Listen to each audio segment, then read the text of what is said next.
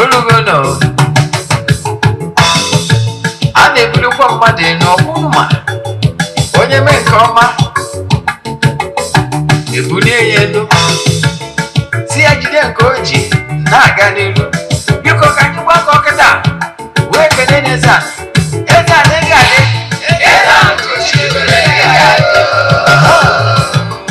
Eze-Ana ugochitubelu nwoke ọma na oraifite ị ga-adị.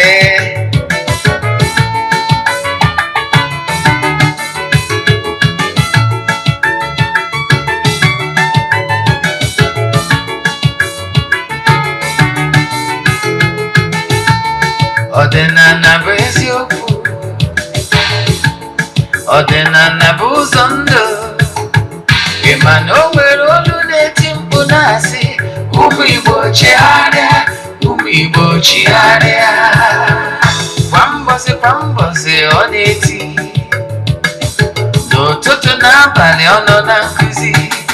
Eze-Ana, Eze-Ana ugochitubelu onye ọma na oraifite, onye mgbasa ozi ọma ọdịnala gaba n'ihu. Eze-Ana ugochitubelu onye ọma n'ije eme ọnụ. Ọdịnala bụ ụzọ ndụ gaba n'ihu.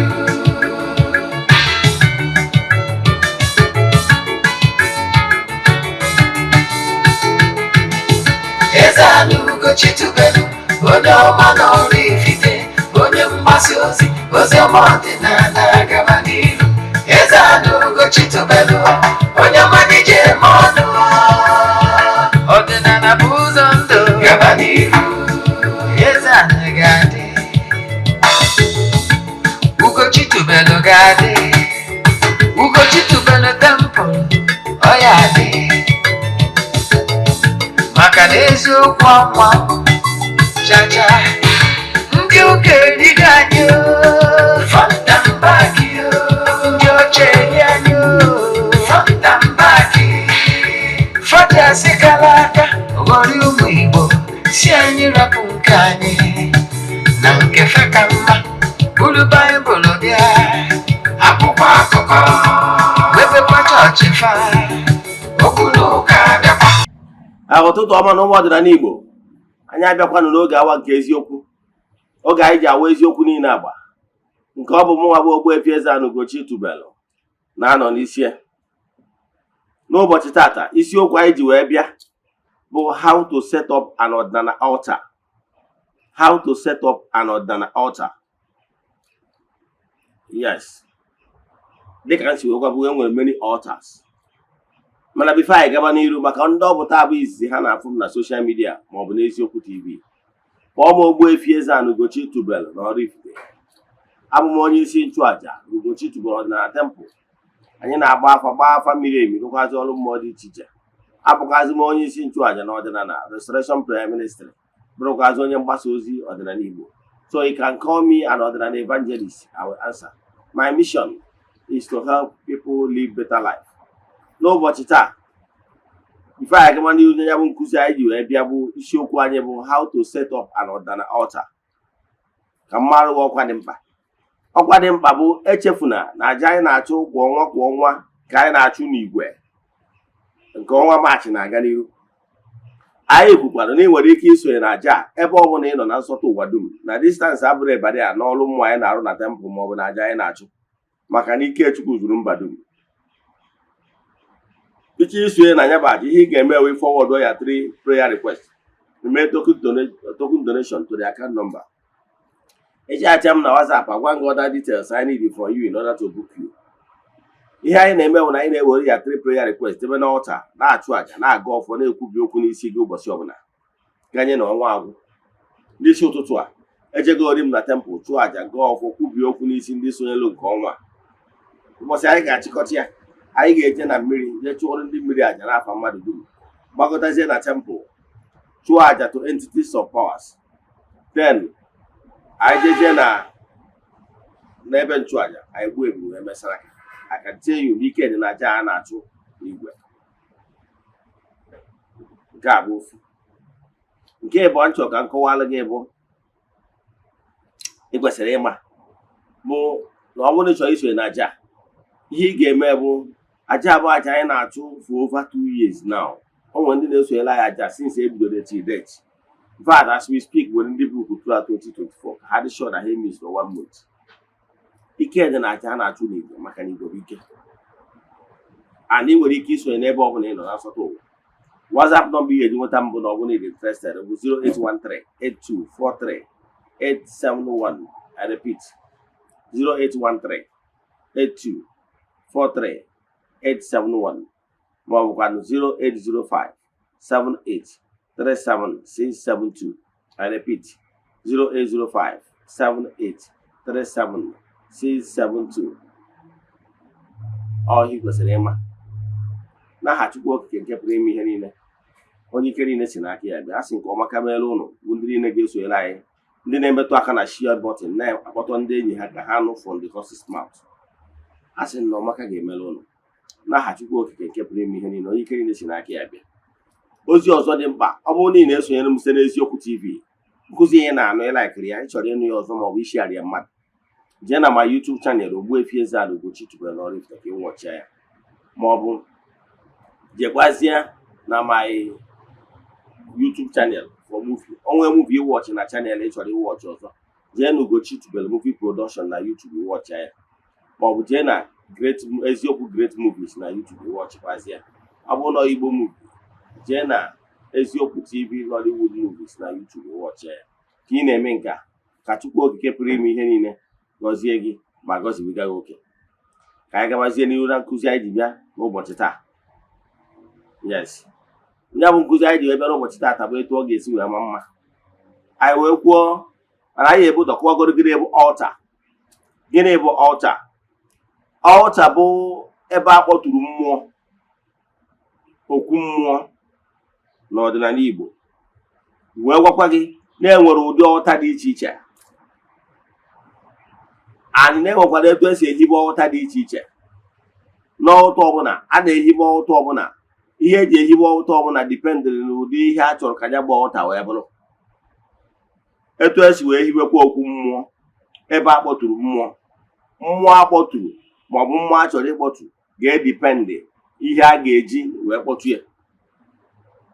Ọ bụrụ na a chọrọ ịkpọtụ mmụọ ọbụla, a ga-eji ihe yiri ihe mmụọ ahụ na-achọ in order to anchor, because what you are trying to do bụ mmụọ nọgoro in existence, mana ị chọrọ iji ihe mkpọtụ mmụọ dị etu anwa, so ị ga-eji ihe dị similar, ihe dị familiar to that particular spirit ị chọrọ ịkpọtụ.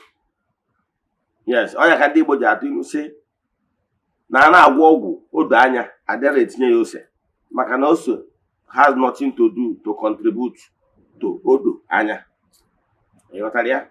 So etu a ka ọ dị, arụsị ọbụla maọbụ altar ọbụla ewube nwere ihe kpatara eji wube ya bụ altar, and ihe kpatara eji wube ya bụ altar determine the items e need ka e wee wube ya bụ altar. Etu a ka ọ dịkwa n'okwu mmụọ dị iche iche. Yes, ọ nwere mmụọ dị iche iche, achọrọ iwube mmụọ dị iche iche.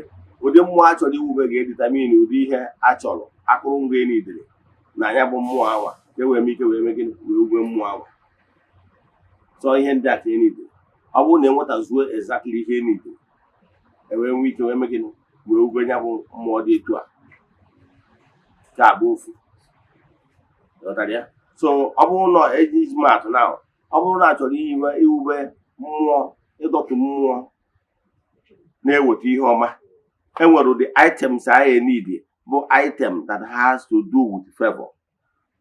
Ọ bụrụ na mmụọ a chọrọ ịkpọtụ mmụọ na-achụ ndị amoosu, items a ga-enid ya bụkwa ihe has to do with ịchụ ndị amoosu, like ihe gbasara osisi ịnyịnya ga-adịrịrị ya, maka na ịnyịnya na-achụ ndị amoosu.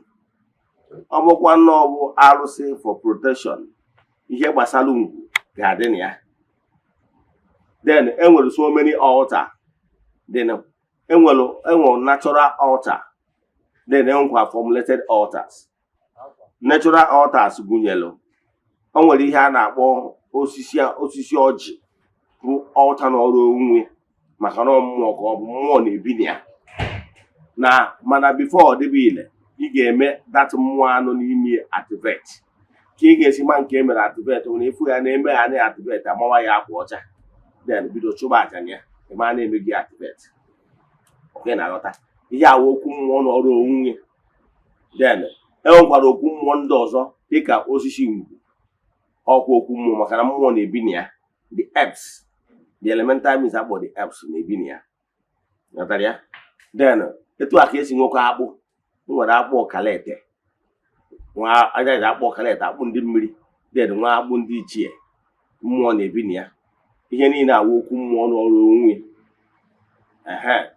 na wee dịzie gabasị ma ogilisi ma other secretaries ma ojukwu ha ma many so mana ihe niile m na-achịkọwara ihe niile abụ sacred altar of their own mana however ị na-edere ime ha activate ka ha wee wigolụwa ọrụ etu ịchọ ka o si wee rụọ ọrụ ka abụ ofu ka abụ natural altars etu esi wee nwekwa the elemental beings the mammals, the water sprites, the self, the salamanders, the gnomes, the herbs. That in there the elemental beings in them operate in so many elements. So man, here na chekwala gị bụ na gịnị bụ altar? Altar simple means ebe akpọtụrụ mmụọ.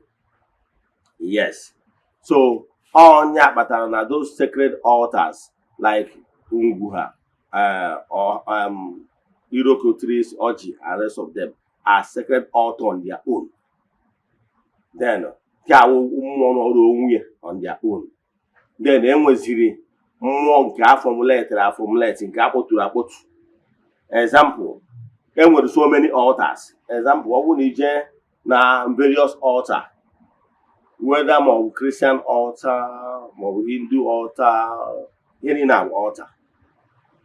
Ọ bụrụ ya ka m chọrọ ịkụwara mana ana m achọ inye gị example ihe ndị website wee example ọ bụgoro na fada chọọ ịkpọtụ iwube altar akpọrọ chapel is an altar then enwekwara altar ọzọ pulpit ewube na mana ka m were chapel mara ya achọ iwube chapel altar chapel ihe ọ na-eme bụ fada ga-eweta oriri nsọ akpọrọ oriri nsọ akpọrọ blessed sacrament na ọ bụ na-agọzie ma Holy Eucharist as case maybe dịka ha si akpọ mana ya na-achịkọwala gị bụ na ihe abụọ achịcha ekoro eko all bread ndị sistamen mana etinyere yeast so okoro eko yọtara ya mana site n'ike okwu ọnụ gbagoro maka na enwere power in spoken words na onye nwere the authority na site n'ike okwu ọnụ awa okwu odido dị asọ site na nkwenye nke ya okwu na ya na ihe ya chọrọ ime ka ya kpọtuo Jizọs chi ya o kwere na ya na blessed sacrament that is na that host to anwa communion anwa oji then okwucha ya o believe na ya kpọturu chi ya o kwenyere na ya bụ Jizọs ya na nothing and that achịcha ọ kpọtuzie ya obido geneflet barịa ọ bụrụ na o geneflet ya ọ chọọ aja tabernacle ọ chọọ tabernacle ma ọ chọọ mostras bụ ihe a na-adịra ndụ a na-emeghe emeghe a na-eji ori nsọ na ya ọ na-abụ etinye ori nsọ na ya na-ebugharị that is mostras otu ya adịghị etu anwa o buruzie jee na ụlọ ọ lụrụ akpọrọ chapel oluzie ebe anwa ọ install that mostras or tabernacle bịa ọ bụrụgo an altar. Ifuru ka esi wee mee this altar na ọ kpọtụrụ ya because na o kwenyere na achịcha bụ ihe na-emebi emebi and na-arụ okwu na body of Christ ka ya kpọtụrụ okwu ahịa na-emebi emebi so ọ kpọtụo ya kwenye na Christ ka ọ bụ ikwelu ọrụ etu o si wee kpọtụ ya kwenye na ọ kpọtụrụ nke ya bụrụ na n'okwu na ya kpọtụrụ divinity na ya kpọtụrụ Chukwu ihe onye ọ kpọrọ Chukwu na mara ọdịnala Igbo mgbe a na-ewube those altars anyị kwuru na ya kpọtụrụ Chukwu mana ihe anyị kwuru na ya kpọtụrụ anjelu nke Chukwu etu a ka esi wuekwa okwu mmụọ dị iche iche many altars bụ onye maara anya nwee dị ikikere ọ kpọtuo arụsị ọ bụrụ na example na arụsị a ọ chọrọ ịkpọtu ọ kpọtuo anjelu nke Chukwu maka a gwara nke na entities of powers alụkwụsị ihe niile abụ ndị anjelu nke Chukwu nọ na-ejere Chukwu na mmadụ ozi. And nwere ihe anjelu ọbụla na-alụ dịka isi mara mgbe ị na-eje ụka ọbịa gwara maka 9 choirs of angels. Ihe nji ekwu okwu na-ekwu otu Christian religion bụ na mma na 80% of my audience agago pass through Christian religion knowledge. So mmechi that knowledge of that majority wee kọwa ihe m chọrọ ịkọwa ka iwe nwee ike ghọta ya. Ọ bụrụ na mbezie my explanation using only ọdịnala means ụfọdụ n'ime unu enwere experience about ọdịnala amaghọta ihe na-ekwu. So achọrọ m ifolo the majority wee kọwara gị chọrọ ịkọwa. Ihe m na-achọ ịkọwara gị bụ na etu a mmụọ ọbụla akpọtụrụ maọbụ arụsị ọbụla akpọtụrụ nwere ihe mmụọ ahịa na-alụ. Ihe ọ pụtara na mmụọ anwa si na kada o nwere grupu also from the entities of powers.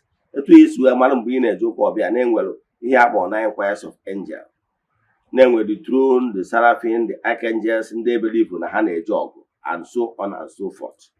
So etu a ka ọ dị n'ọdịnala Igbo.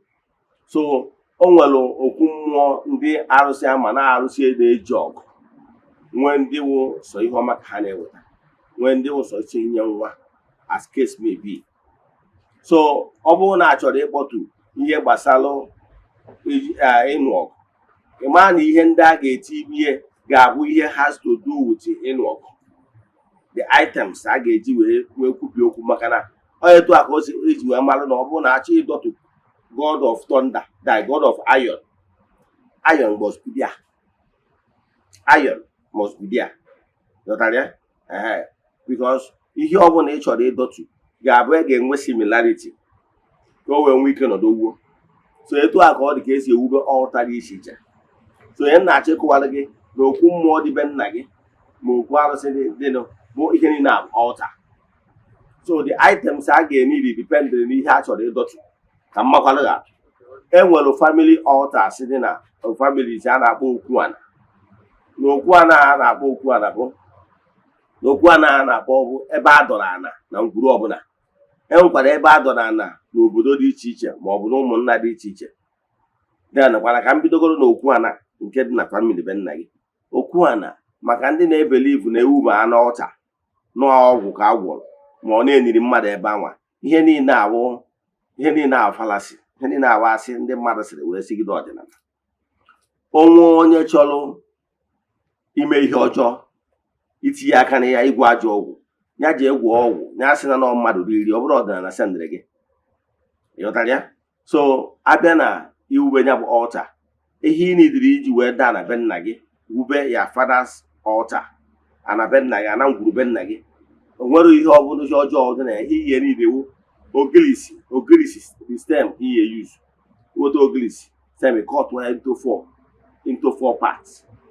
4 parts ahụ ni representary ahịa na anọ ụbọchị na anọ. 4 cardinal points. Ọ bụrụ n'ime sayensị ị ga-ama enwe ihe na-akpọ 4 cardinal points. Now etu anyị si nwee 4 cardinal points bụ 4 cardinal points energy si abịa. Etu a ka ọ dị n'ọdịnala Igbo. Anyị gwara na enwere the air element, enwere the sun and or fire element, enwere the air element, enwere water element, enwere land element. So all 4 cardinal points. So ọ bụrụ na ị chọrọ ịdọtụ ike 4 cardinal points yanwa na be nna gị wee activate ya, ihe niile iwepụta steam of ogilisi cut ya into 4. Mgbe ị ga na-alụ ihe na ihe ị ga na-ekwu na tata bụ ụbọchị lesata awụ nkwọ, taa awụ ụbọchị nkwọ, na gị nwa bụ Ifeanyị nwa Okeke onye Ifite dunu, na taa ka ị na-adụ ana ngwuru be nna gị, taa ka ị na-erect an altar na-akpọku na-etu aka isi ere na nkwọ abụ na nkwọ irunye ofu ogilisi steam na ana wetakwa ndawan si na taa ka gị nwa Ifeanyị nwa kpọkwa afọ gị again ka ị na-adọtu ana be nna gị na eke abụ na eke irunyekwa another steam. Etu aka ị ga-esikwukwa na ị na-adọtụkwa ha n'ori abụ n'ori irunye dị another steam, na ị na-adọtụkwa ha n'afọ abụ n'afọ irunye another steam. Ọ bụrụgo 4 cardinal points. Ọ ike dị n'okwu ọnụ ka iji adọtụ. What you are doing now is to anchor particular spot he set to the side for as an altar. The same one my father si wee kwuo okwu ọnụ nkwenye na ya kpọtụrụ divinity. Ọ dịghị ekwu na ya kpọtụrụ mmụọ, ọ na-ekwu na ya kpọtụrụ Jizọs, uchie o kwenyere na ya. mana ọdịnala Igbo ekwuru etu a. Ihe anyị kwuru wu the powers, cardinal powers ka ị na-adọtụ ebe anwa. Ịdọtụzie ya isi ha nnọọ, ịtụọrọ ha nzu, tụọrọ ha ego iji wee sị nzu bụ ihe ọma, edobo ka o doolu gị. Imesizie inye ha nkwụ ọkụ, sị ha na ihe iji enye ha nkwụ ọkụ agwụ ka ike wee dị ha wee na-alụ ọrụ. Then ọ bụrụ na imesizie ya to see that covenant, maka na ana ka ị na-adọ, ị nidiri nnekwu ọkụkọ, nnekwu uwu fertility, nnekwu uwu ọmụmụ, maka na nnekwu na multiply and the mother earth bụ feminine energy. So Igbo ori ofu nnekwu ana anyị na-ebi ewu na-etu isi kwubie taa na-etu a ka o si wee dị, and niile esi ilie with the blood covenant. Idebe ofe ana gị, ibusa anya wụ ọbara na that 4 cardinal steam ETL represent the 4 cardinal point altar. Then ibusa that ọbara na ofe anwa ịankọkie. Ọ bụgoro na ọnya ka ndị okenye na wee mesịa, ọ bụgoro ka ihe si wee dị, ma ọ na mmadụ chọrọ ya okwu, ma ọ na o nwere ka ihe si gbajuo dọrọ, o were ọjị jebe na data ebe ahụ ankọrọ altar. Ogbuana na-anaba isi mmụọ na onye anwa na-achị ọchụchụ na-azụ ụkwụ n'ala. Dibịa ma ọ bụ onye ọbụla na-akwado ihe na-azụ ụkwụ n'ala. Iyọwazi ana si ana ya jee gbalụ ọgụ. So ana ebe ị dọrọ ana dị very strong, na ọ bụrụ na ịma the power ị ankọrọ. So nke a bụ an altar, the family ones. Enwekwara ebe a dọsịrị ana na by clan by clan. Enwere ike asụ na the oldest person na-enye ana nri, mana nke a bụ nke ị nwere ike set up in your own family altar. Ihe a nkọwalụ kịta bụ ọdịnala altar ị nwere ike dịsị na family dị iche iche. Although some families mere nke ha abolish maka na ihe na-eriri ha eri ihe afọ ntamba. Now ka nkọwakwado ya etu ọzọ ị nwere ike isi wee erect your own altar. Ọ bụrụ na akpọrọ gị ọrụ, weda ma ị chọrọ ịlụ n'ụdị ụka ma ọ chọrọ ịlụ n'ụdị ọdịnala, ma ọ bụ na ị chọrọ irect your own altar in ọdịnala way, weda ma ị n'obodo oyibo ma ị nọ township, is simple thing. Echefukwara na ihe mmadụ kpọrọ nkịta ya ka ọ ga-aza. Mma agwa gị simple method iji nwee ike iji wee seti onwe an altar.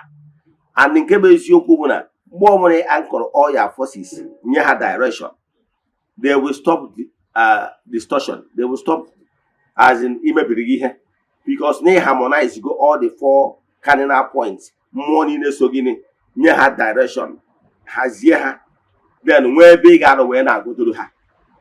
Ihe niile a na-akpọ ma ndị nwere agwụ ma ndị nwere nke a niile, ịhazi ihe niile anye ha direction of purpose. Then ịfụ na ụmụ mmụọ aso gịnị from birth ga-ebidoro balụ gị ọrụ. Simple method, irect your own altar dịka onye akpọrọ ọrụ, maọbụ na-eziri gị ozi n'inwere call mana ịdịba already ibido elu, maọbụ na n'ịbụ ezigbo onye ọdịnala.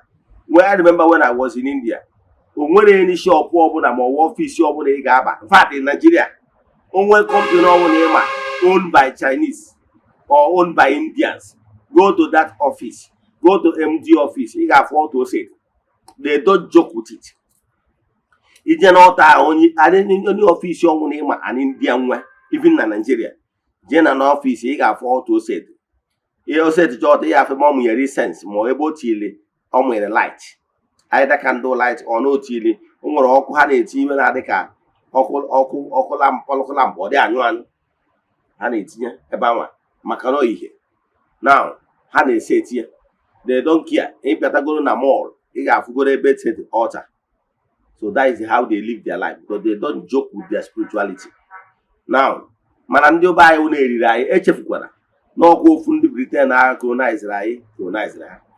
Then ka ngazie n'iru summarize ihe anyị ji maka ebe. Ọ bụrụ na ịbụ onye na-eme ọdịnala, ị chọrọ ireti an ọdịnala altar, echefuna elda bụ mgbe anyị na-eje ụka Rome. As a Catholic, as a Scotch Catholic, enwere m altar, Catholic altar there. Ị kwesịrị ịma ihe dị na ya. Ihe dị na ya bụ crucifix, yes, statue Virgin Maria, flower, candle, and akwa ọcha. Ihe a bụ ihe dị ya. Then based on nghọta m nwere mgbe anwa, mana ọ bụrụ na ị chọrọ ireti ọdịnala altar, is a very simple thing. And ọgwụ ya eji aka reti altar. 1, echefukwana na ebe ike niile si abịa from the east. Ọnya akpata na ị nwere ike ịmarọ na temple and cathedrals na-eche ihu na east. maka na ọwụwa anyanwụ ebe ike si abịa. Ọnya kpatakwara na most temples and okpere dị iche iche ebe ha na-eme ihe, ebe ọta ha na-efesi ma ebe ha na-efesi wee na-ekpe ekpere wụ east. Ka bụ ofu. Ụmụnne anyị dị na-eti isi n'ala, whether ha na-ekpe ekpere early morning ma ọ na-ekpe nke late in the night ma ọ bụ in the afternoon, they face east. So east wu east, whether ma anwụ ọ na-eti ma ọ bụ na anwụ anaghị eti. So ihe ị ga-eme locate ya east. Akọwara m ka ị ga-esi wee mee ebe bụ east. Ịpụtara ụtụtụ na compound gị ebe ọnwụ na anwụ si achanite bụ east. Whether ma ị nọ n'ime room, 4 corners of your room nwere ebe face east. So locate that particular place. Bring table of your choice or stool, whatever ten ị chọrọ iji eme aya altar table.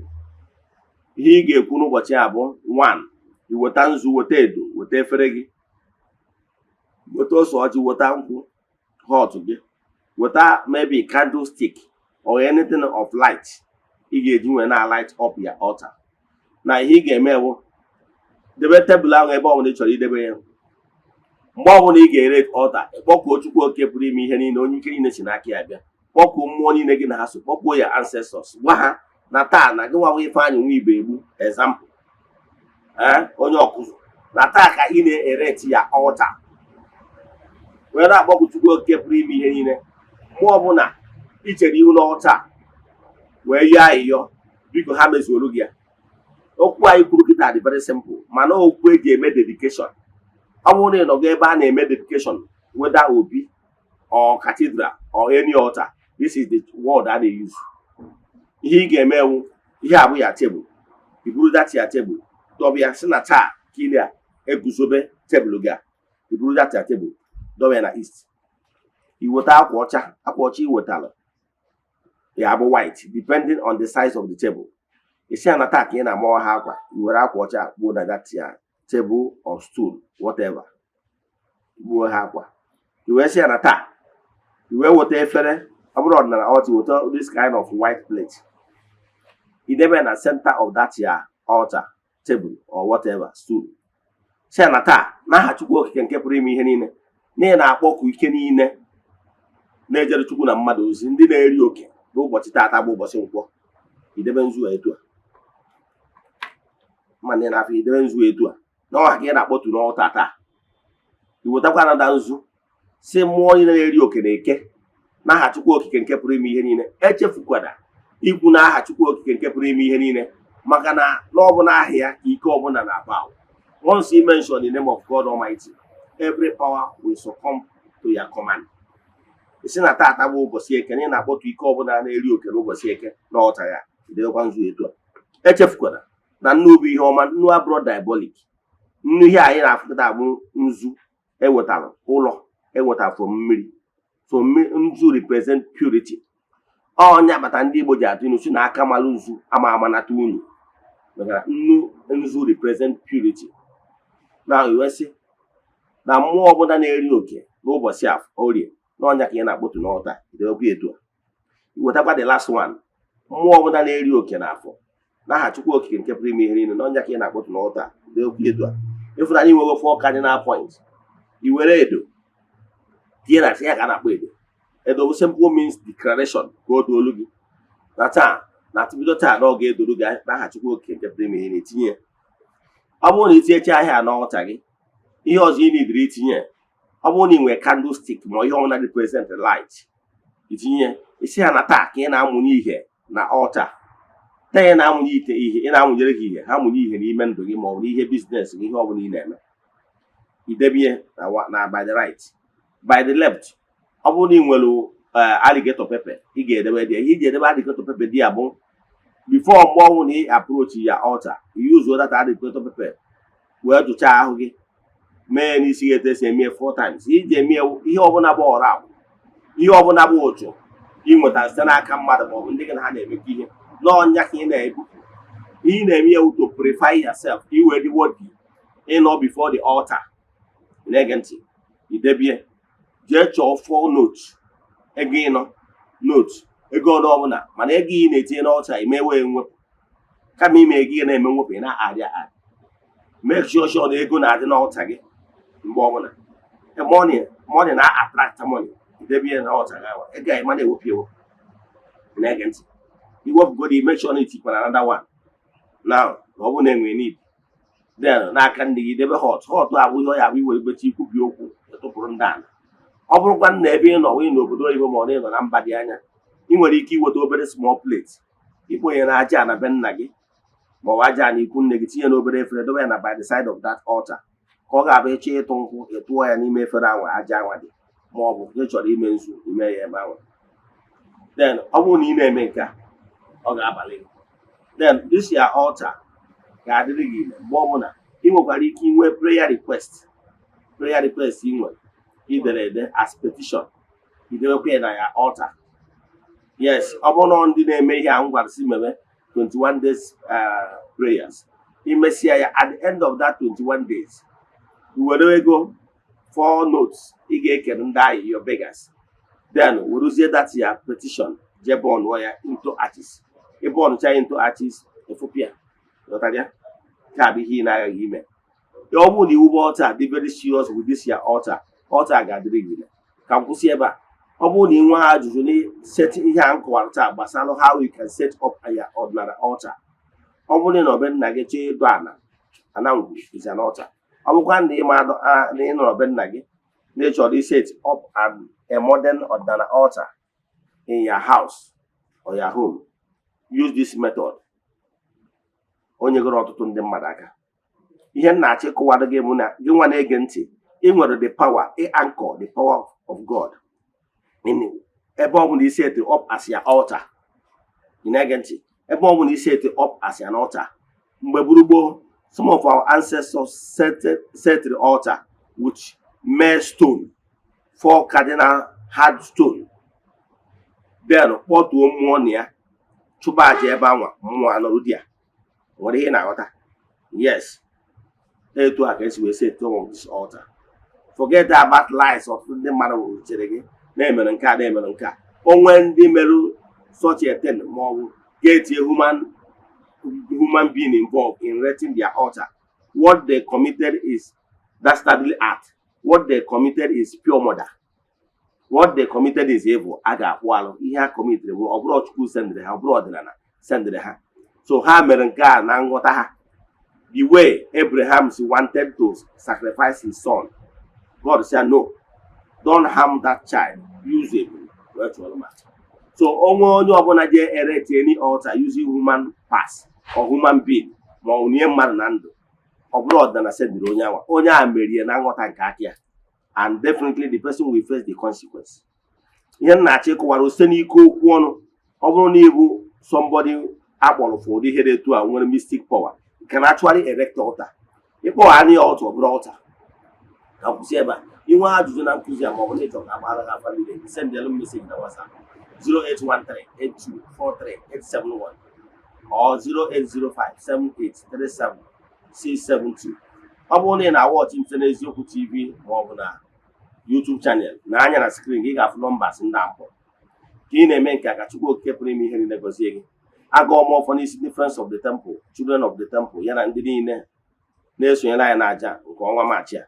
Asị m na akakaka ya mụ na jijiji ya mụ nụ asị m onye ọbụla jebere unu ije ọjọọ oje onye ejerula osi ọnwụ na ọ ya ejere onye nwụrụ n'ụzọ ihe nkwu asị m onye sị na ụnụ ya adị mma na onye a ya adị mma mana onye sị na ụnụ ama adị mma na onye a ama nnata mmata iru ụwa agwụ asị m ihe unu ga-eripịa ihe ya eri unu abịakwana asị m unu gbuo n'ihu unu na-egbute mma unu egbuo n'azụ unu egbute mma unu egbuo n'aka ndị unu egbute mma unu egbuo n'aka ekpe unu egbute mma asị m onye ọbụla sị ka o mebe unu na ọ karịrị unu mmụọ niile na-eri oke n'ụbọchị taa n'aha Chukwu Okike nke pụrụ ime ihe niile mebe onye anwa ma ọ bụ ndị ahụ na ha karịrị ha n'aha Chukwu Okike nke pụrụ ime ihe niile onye ike na-esi n'aka ya bịa asị m udo dịrị ụnụ ka ọ dịkwanụ n'oge awa nke eziokwu echi niile asị m na ọnwụ na ọnwụ egbu oji eji wee chụọ aja na-emecha na ọya ekwu ome daalụnụ.